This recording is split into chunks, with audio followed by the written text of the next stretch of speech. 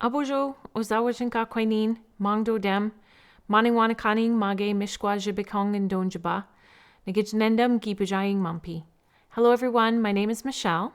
I'm of the Loon clan and I am a citizen, an Anishinaabe citizen of the Red Cliff Band of Lake Superior Chippewas, and I'm really happy to share with you today some of the things that I've learned from elders, family, and colleagues over the years. Miigwech for being here. We all know that parenting is probably one of the toughest jobs we'll ever have. And for some of us as Anishinaabe people, we rely on our relatives and friends to help us raise a child. I mean, it's not just for the child itself and how do we manage the child's behaviors and what do we do as they're growing and worried about the mistakes that we make. But it's also having people in our lives who can help us with our own emotions and managing the time that we need to keep ourselves whole. As Anishinaabe people, we understand that the medicine wheel teaches us that there are 4 aspects to every human being. We have a spiritual, mental, emotional, and a physical side. And it's important that we keep balance with all those things. And sometimes when we're raising children, we kind of run on low on some of those things. So I'd like to share with you some teachings that I received back when I was younger, before I became an auntie or a parent. And hopefully they're things that can help you in your journey as a parent or a grandparent raising a young child. As Anishinaabe people, every child is sacred. They are each born with a special gift. They come to us to fill a need in the community. We don't always know what that is, but it is our job as a community to protect and nurture each child so that they'll know their gifts and be able to use them to support all of our people well into the future. Raising a child is one of the hardest jobs we have, but it's also the most rewarding. They don't need us to be perfect, but they do need us to care for them in many ways.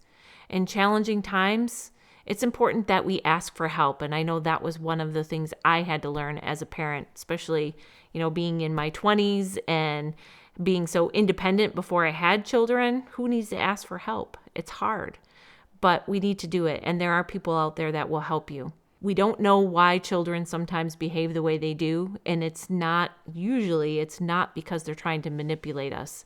Behavior is purposeful. And if you can remember that as you're raising children, you can start to flip that switch of your own emotions and take a step back and really see what the child is trying to say. So we get frustrated and we don't understand, but children speak to us in many ways. So through their behavior, when they laugh, cry, coo, or scream, it's how their spirit is speaking. They're trying to communicate with us. And so if we can learn how to communicate and navigate the world around them, and kind of get in deeper to that type of language, it makes raising a child a little easier. Children are our legacy and our ancestors. They're here to help us again. It's like, our spirits, those elders remind us that our spirits never die. So when we leave this world, we go on to the other side and then we come back. And so our spirits love this opportunity to be here on earth, not only to help, but just to have that physical experience they can't have on the other side.